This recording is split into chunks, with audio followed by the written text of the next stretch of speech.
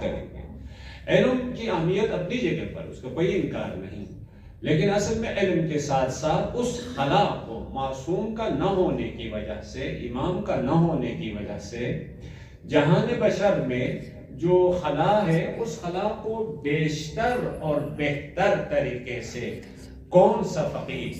جبران کر رہا ہے، کون سا فقیہ پر کر رہا ہے، تو اس کو ہم تقسیم کریں گے، یعنی علمی میدان میں بھی عملی میدان میں بھی آپ فقہا کی تقسیم کریں گے تو اس کی تو قسمیں بنتی ہیں۔ ایک قسم فقط آپ کو علمی رہنمائی کرنا، آپ کے لیے منصوبہ ساز نہیں، آپ کے عملی زندگی میں آپ کے لیے کوئی برنامہ، کوئی منصوبہ، کوئی حکمت عملی نہیں دیتی ہے۔ ایک دوسری قسم ہے علمی میدان میں، نظریاتی میدان میں آپ کی رہنمائی کرنے کے ساتھ ساتھ آپ کے عملی میدان میں بھی حکمت عملی منصوبہ ساز ہے، آپ کے لیے رہنمائی کرتی ہے۔ اب ظاہر سی بات ہے وہ فقیہ جو علمی اور عملی دونوں میدان میں ہماری رہنمائی کر رہا ہے، وہ بہتر اور بیشتر طریقے سے اس خلا کو پر کر سکتا ہے، لہٰذا ہمیں چاہیے اس فقیہ کی اطاعت کریں، اس کی تقلید کریں، اس کی ترویج کریں۔ تو اس اعتبار سے اس موضوع کی اہمیت تھی۔ اب میں دوسرا نقطہ یہ ہے کہ جو عنوان تھا امام شہید، یعنی امام شہید امہ حضرت آیت اللہ العظمہ امام خامنائی ایک اسٹریٹجک فقیہ ہے، منصوبہ ساز فقیہ ہے۔ اس عنوان کو سمجھنے کے لیے پہلے میں اسٹریٹجی کیا ہوتی ہے اور اس میں کتنے عناصر کا لحاظ کرنا ضروری ہے، ایک اسٹریٹجک لیڈرشپ کی خصوصیات کیا ہو سکتی ہے، چند نکات بیان کرنے کے بعد ہم عملی طور پر انشاءاللہ کیا کیا تھا وہ آپ کی خدمت میں بیان کرنے کی کوشش کریں گے۔ اسٹریٹجی اس کی تعریف یہ ہے، ایک مقصد کے حصول کے لیے، یعنی کوئی بھی کسی ایک اعلیٰ مقصد، ہدف، گول کو پانے کے لیے طویل المدت منصوبہ سازی اور حکمت عملی اور تدبیر کرنے کا نام ہے اسٹریٹجی۔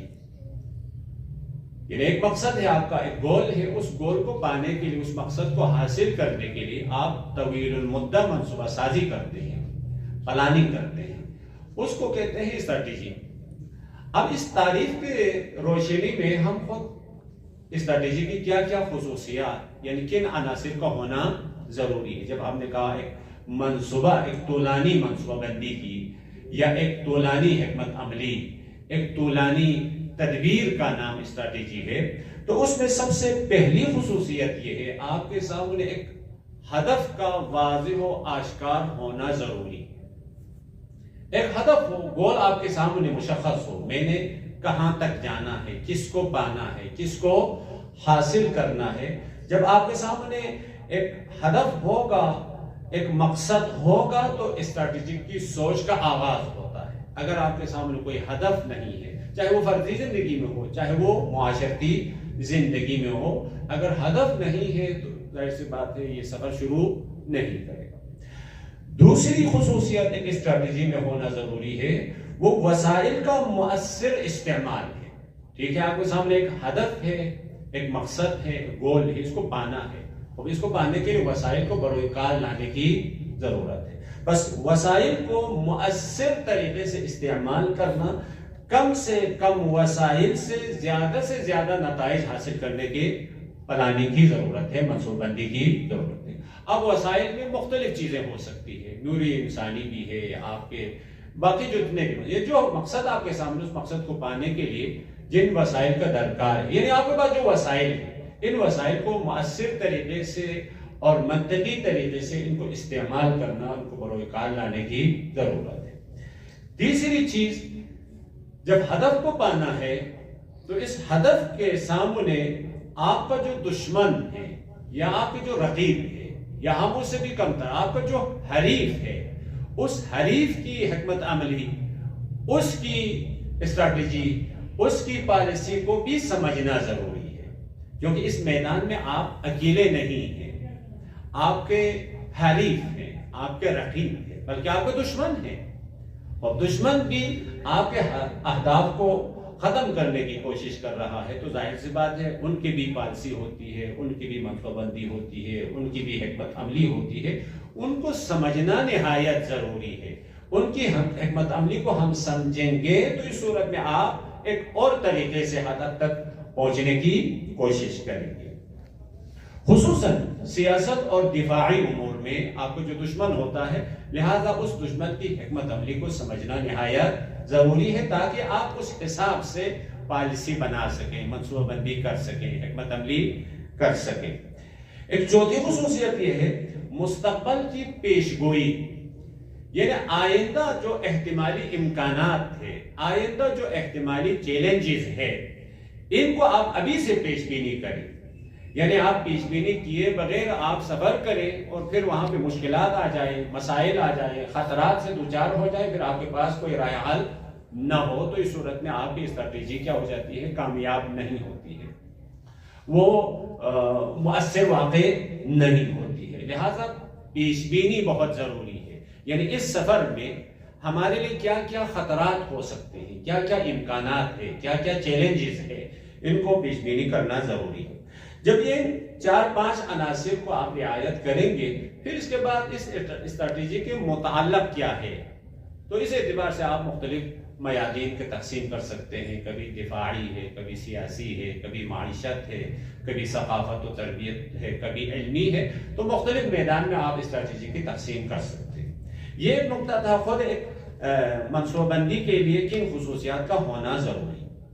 دوسرا نقطہ بھی سمجھنا نہایت ضروری ہے۔ ٹھیک ہے، ہمیں خود ایک اسٹریٹجی کیا ہوتی ہے، ان میں کن عناصر کا ہونا ضروری ہے، یہ بات سمجھ میں آ گئی، لیکن بالآخر یہ بنانے والا کوئی ہو، بنانے کے بعد اس کی رہنمائی کرنے والا کوئی لیڈر، کوئی رہنما، کوئی مرشد، کوئی قائد، کوئی امام کا ہونا ضروری ہے۔ تو اصل موضوع یہ تھا کہ امام شہید ایک فقیہ اسٹریٹجک ہے، منصوبہ ساز فقیہ ہے، یعنی فقط مسلگو نہیں ہے، فقط احکام بیان کرنے والا فقیہ نہیں ہے، بلکہ احکام بیان کرنے کے ساتھ ساتھ تعلیمات الہی بیان کرنے کے ساتھ تعلیمات الہی پہ عمل کرنے کے لیے حکمت عملی پیش کرنے والا ہے، منصوبہ ساز ہے، منصوبہ سازی کے ذریعے سے قافلہ بشر کو اپنے مقصد تک لے کے جانے والا ایک فقیہ ہے، فقط مسلکو فقیہ نہیں۔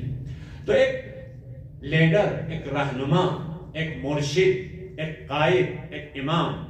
جو منصوبہ ساز ہوتا ہے، ان کی کیا خصوصیات ہوتی ہیں، یہ بھی نہایت ضروری ہے۔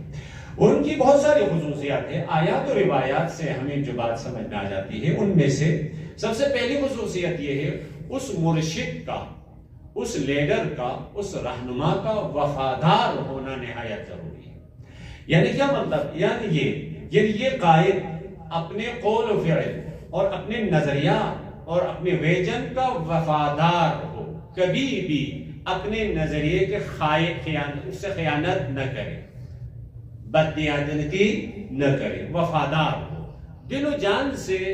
جس نظریے کے خاطر، جن اہداف کو پانے کی خاطر اس نے نقشہ بنایا ہے، حکمت عملی بنائی ہے، ان نظریات کا یہ وفادار ہو۔ بس وفاداری اس کی پہلی خصوصیت ہے۔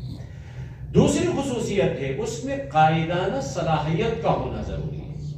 قائدانہ صلاحیت سے مطلب یہ ہے، دیکھیے ویسے ہم سب قائد ہی ہوتے ہیں، لیکن قائدانہ صلاحیت کب نکھر کے سامنے آ جاتی ہے؟ جب مشکلات ہو، جب چیلنجز ہو، جب حالات میں پیچیدگی ہو، جب مشکلات آپ کے سامنے ہو، تو مشکلات سے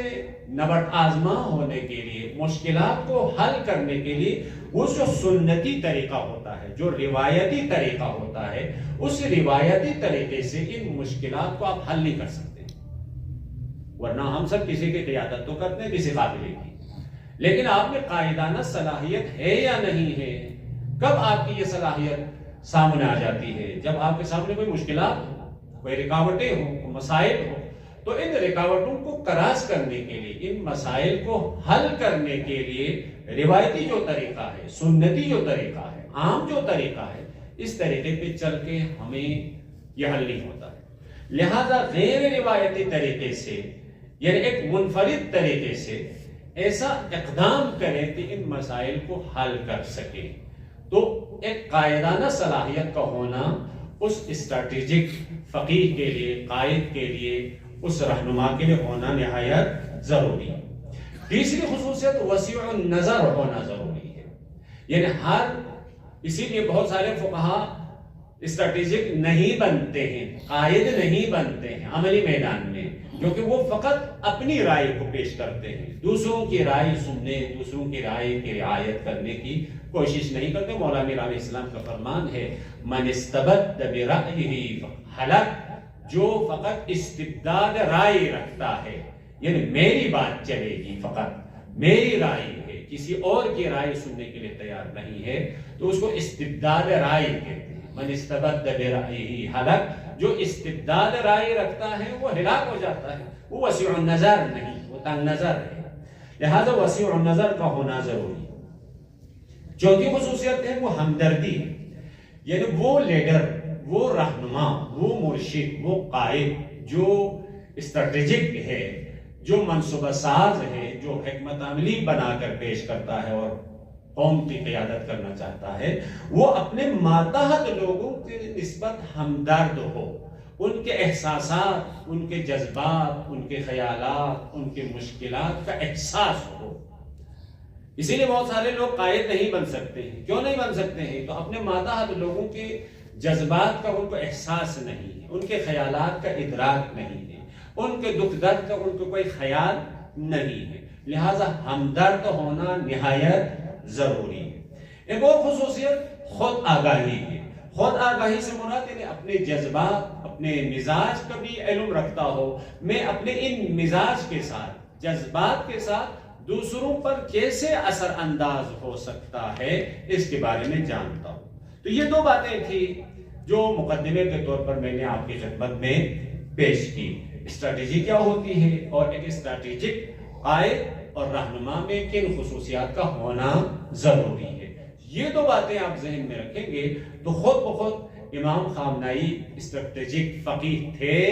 یا نہیں تھے، اور ایسا کیا یا نہیں کیا، یہ ہمارے لیے بہت آسان طریقے سے سمجھ میں آئے گا۔ میں آپ کی خدمت میں چند